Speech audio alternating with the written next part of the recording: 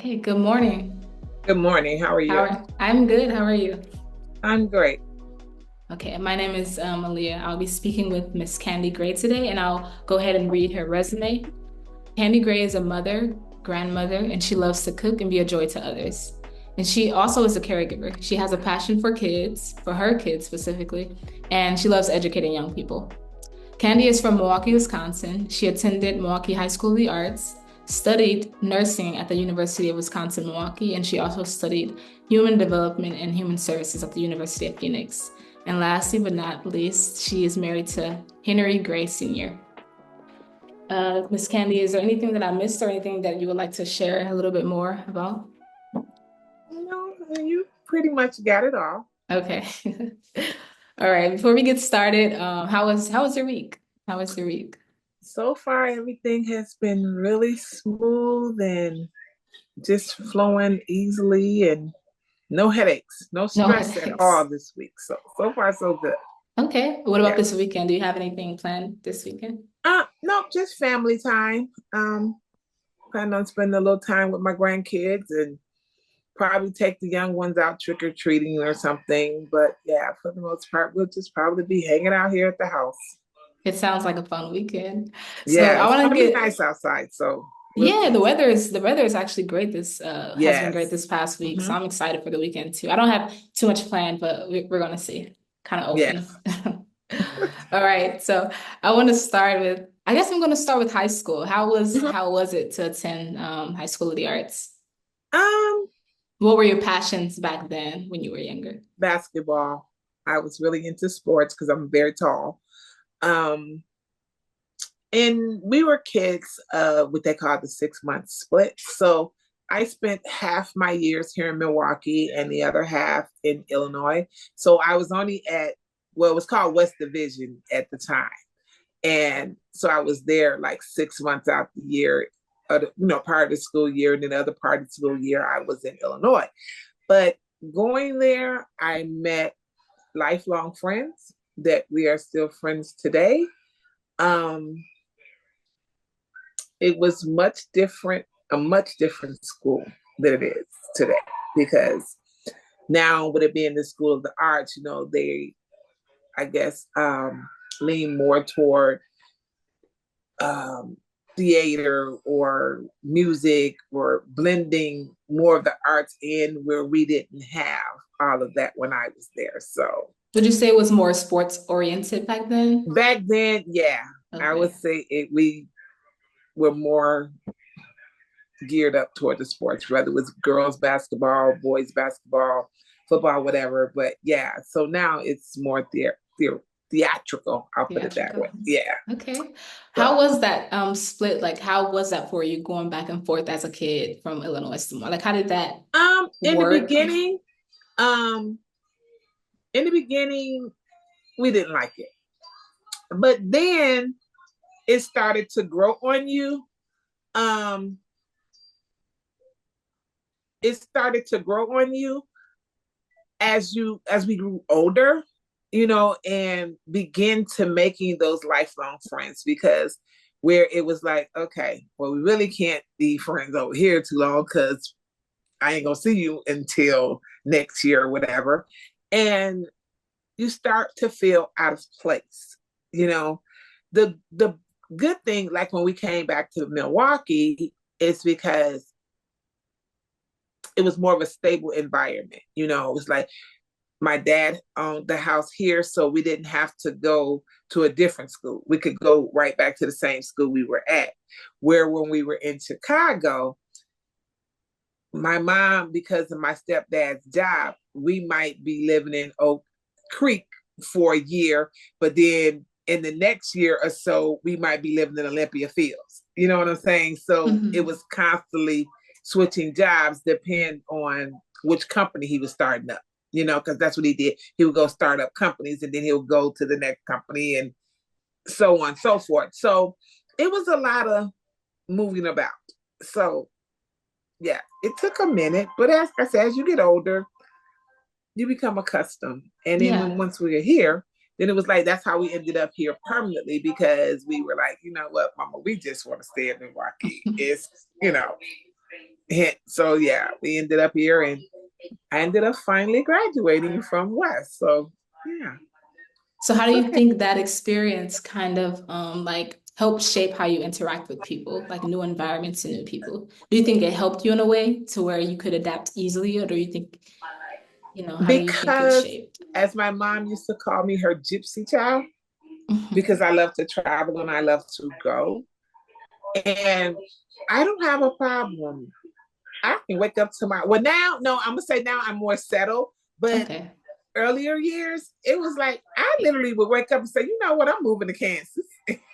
And I would just go. And I was never afraid because I could see how my mom and them did. And it was like, okay, it seemed like wherever we moved to, they could just slip back into it, just like we have been there all along. Like it's normal. Hmm. Right. So growing up, and when I was like, I'm sick of the city, I'm sick of Milwaukee, I want to live here. It was no problem for me to just get up and say, okay, I'm moving. I'm quitting my job and I'm moving. I'm going to step out on faith that everything is going to be fine.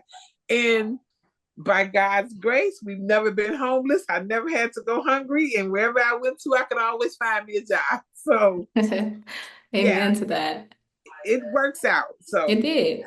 And you had no issue then, I'm pretty sure, moving to Arizona for school. no, no, no. It was like when I first left home, I was sad. Hmm. But then it was like, okay, I'm a people's person. So I can make friends anywhere. I'm Yeah. that person. I'll walk into a party and everybody's sitting around quiet. And before you know it, I got everybody up on the floor because that's just who I am. Yeah. I like to interact with people. And so you might not walk up to me and smile, but I'm going to walk up to you and smile and go, good morning. And Just then you spreading might not positive say nothing. energy. And you might not say nothing, be like, oh, sweetie, I didn't sleep with you last night. Good morning. I'll just say something crazy, but eventually you're going to be like, oh, good morning. And Yeah. then you're going to start feeling like, okay, she a little too happy, so I might as well be happy with her because, no, we're not doing that this morning. No. It's a chain reaction. I get Yes. exactly what you're talking about. So you Yes. mentioned a little bit earlier of how like you felt out of place first, moving back and forth and being at that high Mm-hmm. school. So what advice do you have to students who are feeling like out of place now or maybe like unsure about their career path and they're like seniors or going into that? Patience. Patience is one. Just be Okay. patient. And just remember this here, when you move to a new place or you go to a new place and you're feeling, because I'm the new kid, are you feeling awkward? But just like I say, just remember this here, you feeling that way. 9 times out of 10, that person you're meeting is feeling that way as well. So let's break the ice. A simple smile. Good morning. How you doing? Is an icebreaker. It could be very simple things. Eye contact. You can look at somebody and your eyes are smiling at them, even if you're not, Mhm. and the warmth will go, and it's an icebreaker. But remember, when you're feeling scared and nervous, whether it's meeting that person, 9 times out of 10, that person is feeling the same way about to meet you. So let's not be afraid. Let's just take the first step and say, hi, how you doing? My name is Carmelita. And they're gonna most likely go, hey, my name's Jason or my name's so and so. Some people are gonna click with you, some people are not. But that's life. But whether they click with you or not, I truly believe you smiling at them and you're saying good morning. I might not click with you, but I'm gonna say good morning back to you. I'm gonna smile back at you. So Mhm. patience, just be patient. People gonna come around. It's okay. And It what is you're okay to saying be is, nervous. and what you're saying is like first notice the like the connections, the similarities Mm-hmm. before the differences, and that'll Right. help. E- exactly. Because we are all different. No one is the same. No one Hmm. is gonna feel like you is. Unfortunately, we all wish. I tell you, I just told my cousin just recently, I wish people would treat me the way I treat them. But then I have to remember, they're not you. They're not you. Hmm. So you can have the kindest heart, and that other person may not. But That's your joy. Don't let no one steal your joy. You know, you can Mhm. rub joy off and you can rub it off. And like you just said earlier, smiles, nice, it's very contagious. It really Yes. is.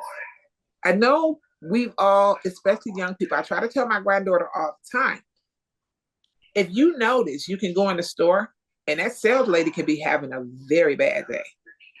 But you can keep talking nice to her, and before you leave that store, she's gonna be like, "Oh, how you doing?" and smile and start acting like she should have been acting in the beginning. But Mhm. if you go in there and she already got a bad attitude, and you start, that's not helping. It's Yeah. just gonna escalate the problem.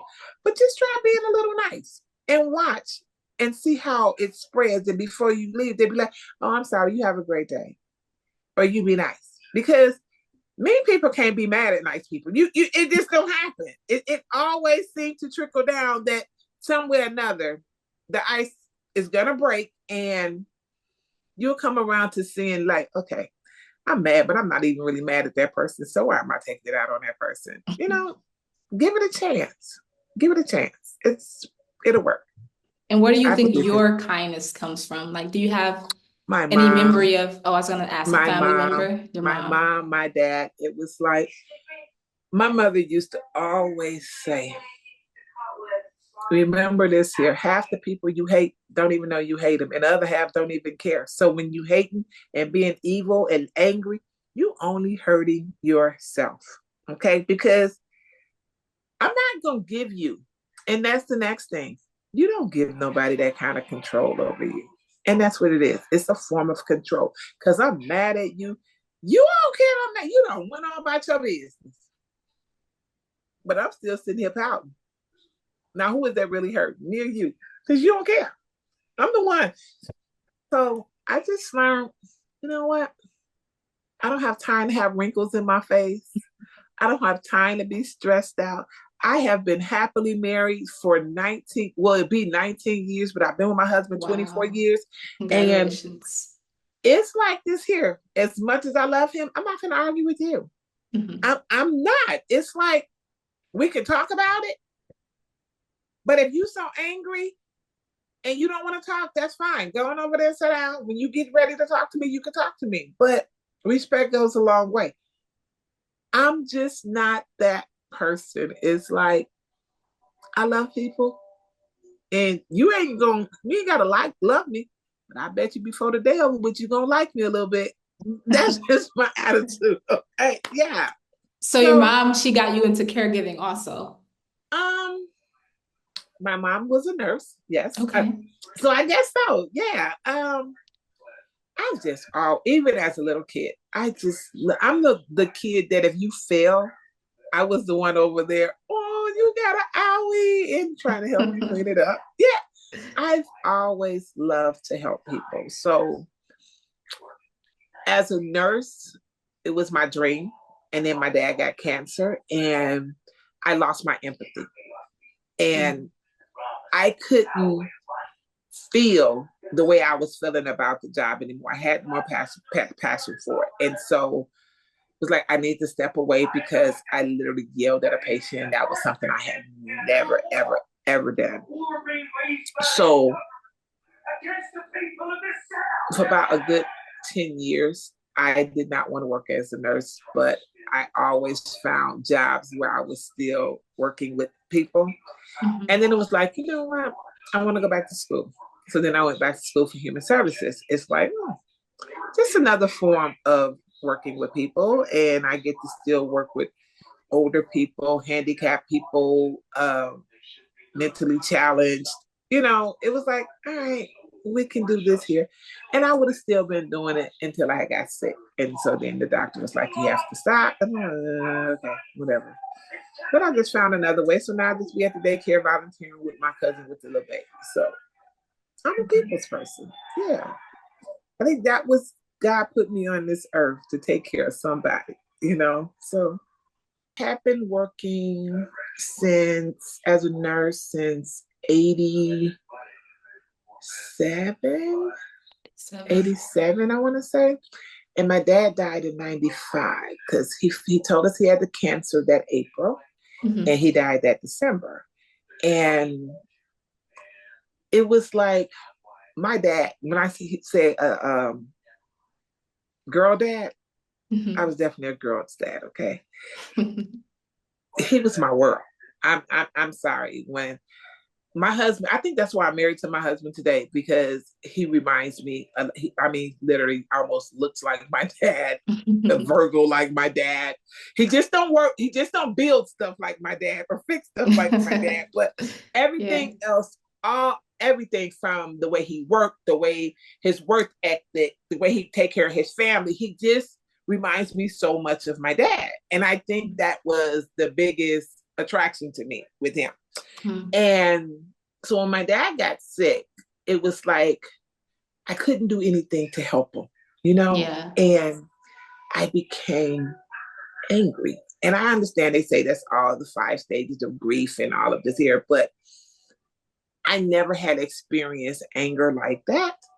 And it was Mhm. like, no, I don't want to help anybody. I can't help him. I don't want to help anybody Yeah. because this Mhm. is not right.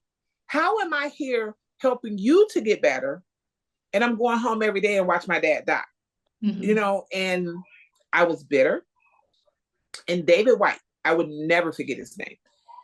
And he was a paralegic. He got in his chair and he rolled up to the nurse's station. He was like, Miss Ramsey, because that was my last name then. He was like, can you give me something for my pain? And the type of nurse I was, so let's say you were scheduled every 6 hours for your pain meds, but you came to me and it's only been 5 hours, I would give Mhm. it to you. You know, Mhm. okay, it's just an hour. I'll go ahead and give it to you. And my words was no, and get away from me. I don't care about you being in pain. And Mhm. I'll see you, I'll come in there or something when I see you. I just remember after saying these words, I started crying instantly because he was like, "Are you sure?" I'm like, "Get away from the desk now." And I was like so nasty to him that I sat there and I cried. And I promise you, I got up, I went to my supervisor. I'm like, "I have to leave." And I never worked as a nurse again. Wow.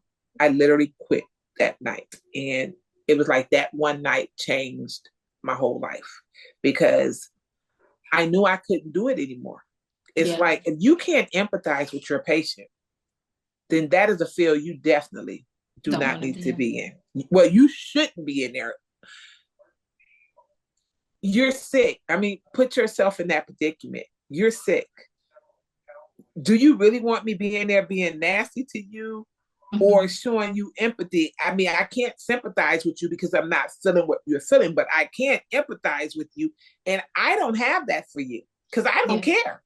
Is this the person you want taking care of you? Right. And so I had to ask myself, are you right? Or do you need to just step away? And I Mhm. chose to step away because if I can't be a help to you, then I definitely don't need to be there making your situation worse.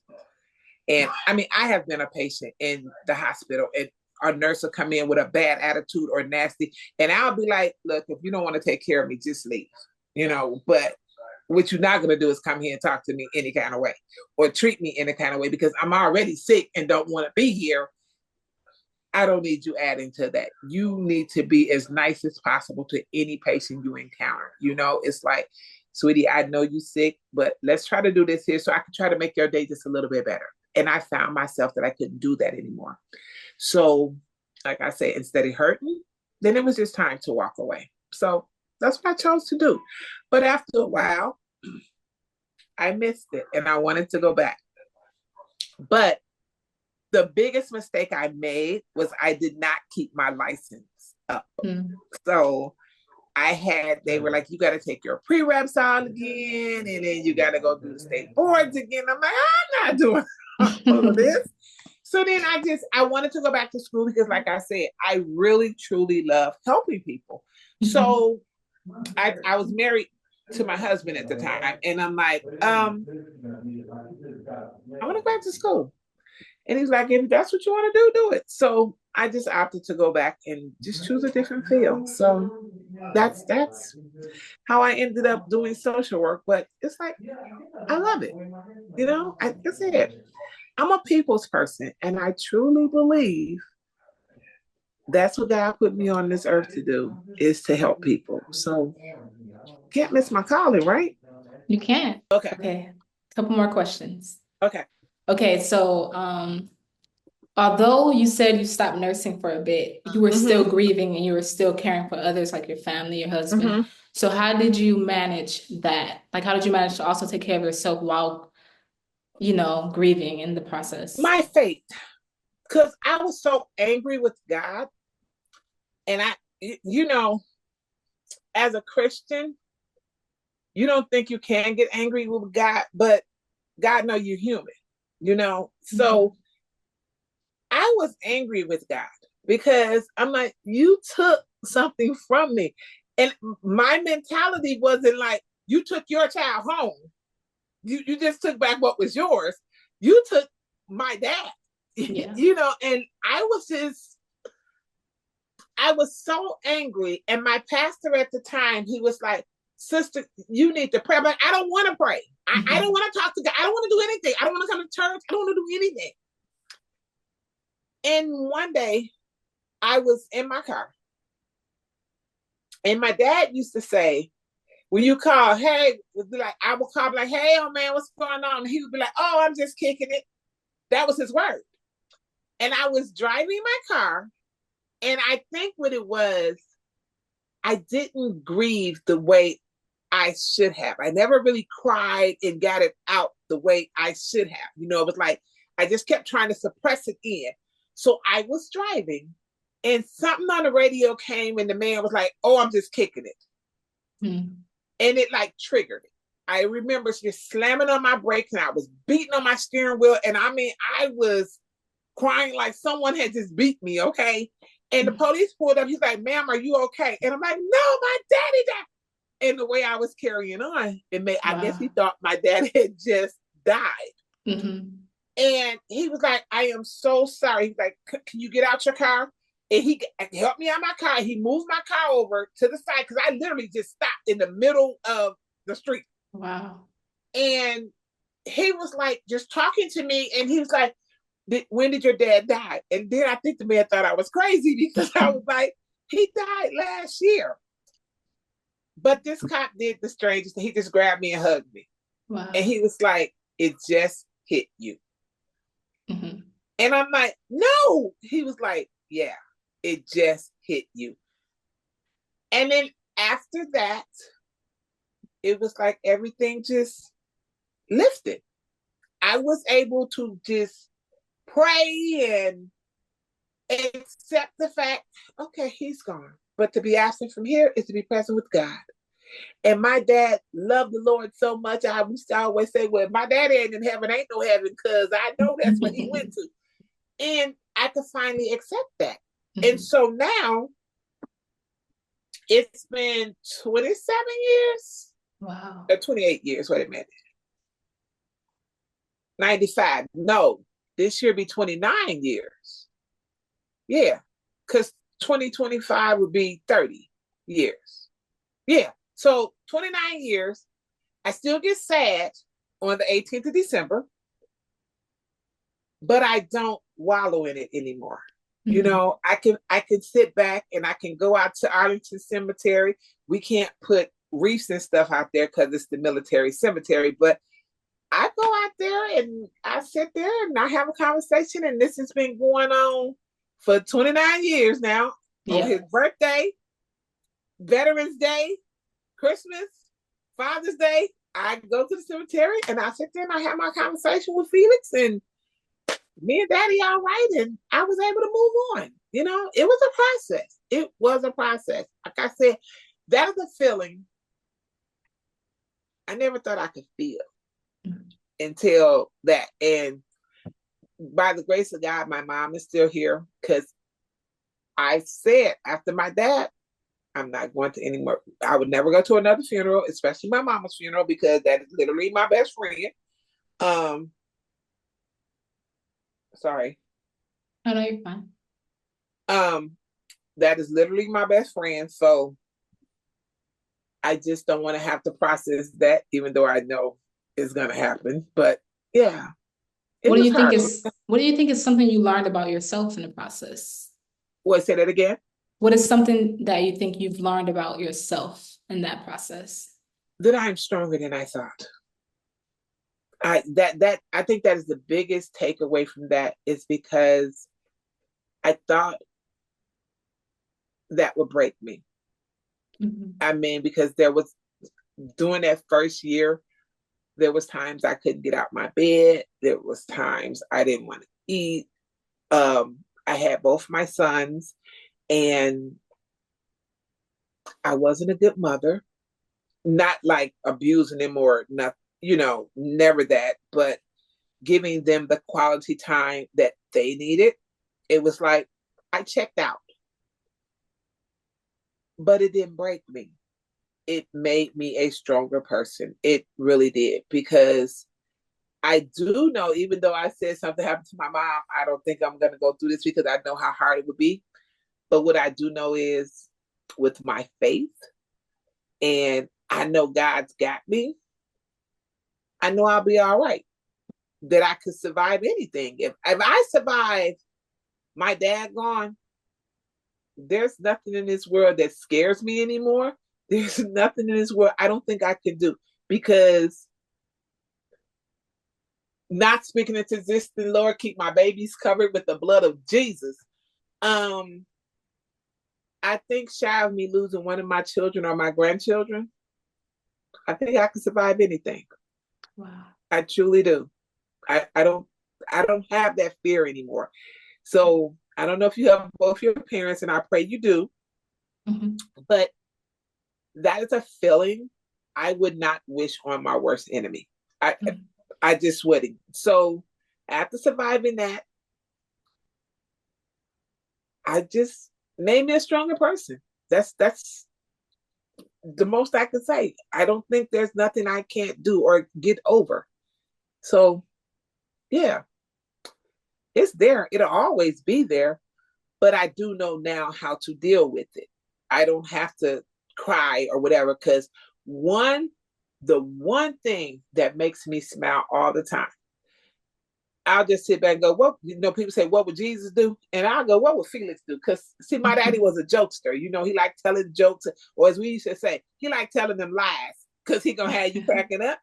But I can hear somebody tell a joke, or I hear something simple, and they be like, what did you smiling at? And I'd be like, nothing. Because it'll come to me if I'm like, see, I'm having a really bad day. And then somebody will say something. So I always say, it's going to sound corny, but I don't care. That's my daddy looking out for me. Mm-hmm. He's like, baby girl, I still got you. I'm Mm-hmm. not here, but I still got you. So as long as they here, they're never gone. Yeah. And what advice would you give to someone who has lost a parent or is going through that process right now? Time and prayer. Trust it. Trust it. It's there. And it's okay to be mad at God, because you probably will. Mm-hmm. But just remember that poem. I don't know it word for word, but where the footsteps, because now you think you're walking by yourself. You're not. God is carrying you. He got you. God is there for you, whether you believe it or not. You may be feeling your worst, but trust the fact that He ain't left you. He has not left you. And if you being patient and being prayerful, you're gonna come through. And you're gonna be all right. And you're gonna be a stronger and a better person for it. Especially when you're that kid that did right by mom and daddy. You ain't got nothing to cry about.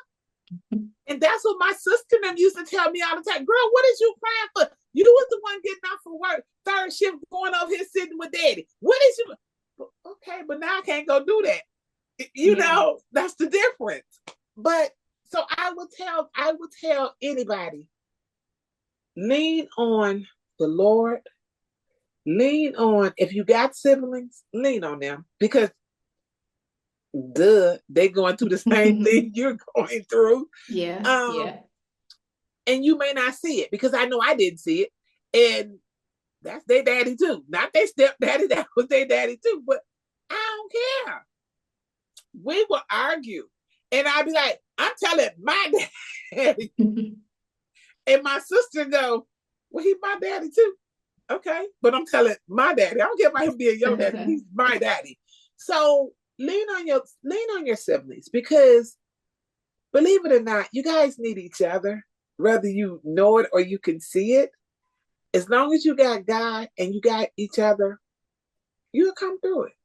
You will come through it, and you'll come through it a better and a stronger person. You really would. Yes.